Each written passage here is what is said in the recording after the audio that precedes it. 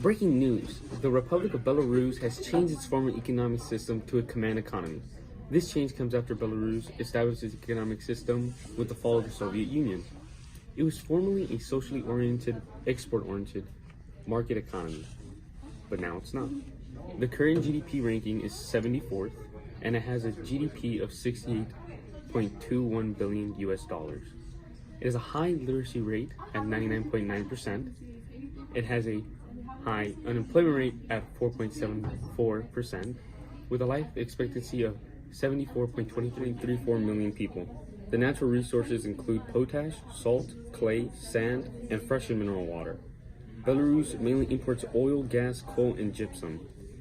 We have word that our reporter Bavik has a one-on-one interview with the President of Belarus. Good afternoon, Mr. President. Good afternoon, sir. I was wondering if I could ask you some questions today. Okay, so for the first question, what made you change your economic system to a command economy? So we made the change because we think having more control over the industry will increase our profits and help us produce more. So I was wondering, in what ways is your economic system changing? Factories in order to increase industrial production. Okay, so who decides what's being produced? The government will decide how to produce. Who are the goods made for? The goods are made for the public. How will you use the land and resources to change the country to your new economic system?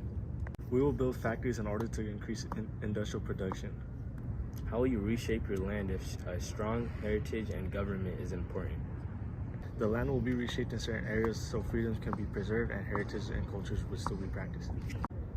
Okay, so how will you get more people to join your economic system? There will be equality for all, human rights, and lower taxes. How will you get people to give up their freedom in the market economy for what you are transitioning to? They won't be giving up their freedoms and there will be more incentives such as adequate housing, foods, and other needs. Okay, so how will you get more people to join your economic system?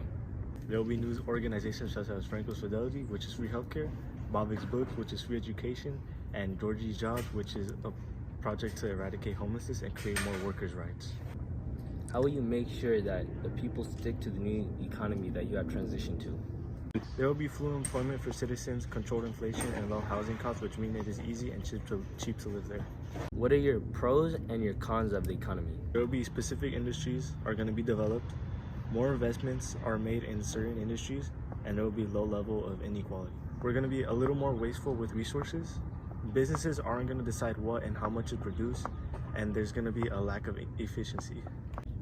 How and why will your economic system benefit the people? So there will be free education, which will increase the literacy rate, more jobs, which means lower unemployment rate. Life expectancy will increase because of the healthcare system. We're going to have an expected GDP of 1 trillion because of an increase in production and investments.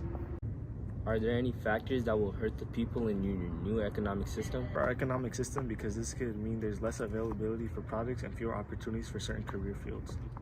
All right, thank you, Mr. President. I think those are all the questions I have for you today. Thank you for your time. You're welcome. Have a good day. You too.